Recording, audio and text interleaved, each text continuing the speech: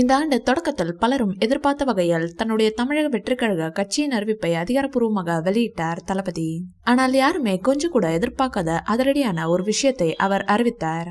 அதுதான் ஏற்கனவே அவர் ஒப்புக்கொண்டுள்ள 2 திரைப்பட பணிகளை முடித்த பிறகு தன்னுடைய கலை பயணத்திற்கு முழுமையாக ஓய்வு கொடுத்துவிட்டு முழுநேர அரசியல் தலைவராக தான் பயணிக்க உள்ளதாக அறிவித்தார். இந்த அறிவிப்பு அவருடைய ரசிகர்களுக்கு மிகப்பெரிய அதிர்ச்சியை கொடுத்திருந்தாலும், இப்படி அரசியல் தலைவராக தொடக்கத்திலிருந்து மிகப்பெரிய வரவேற்பு பெற்று வரும் தளபதி விஜய் தன்னுடைய 69வது மற்றும் இறுதி திரைப்படத்தில் இப்போது நடித்து வருகிறார். ஹெச் வினோத் தான் இந்த திரைப்படத்தை இயக்குகிறார் என்பது குறிப்பிடத்தக்கது. இந்த படத்தின் டைட்டில் மற்றும் முதல் பார்வை 2025 புத்தாண்டு தினத்தில் தான் வெளியாகும் என ஹெச் வினோத் சொல்லி இருக்கிறார். டீசர் வடிவில் டைட்டில் வெளியாக இருக்கிறது.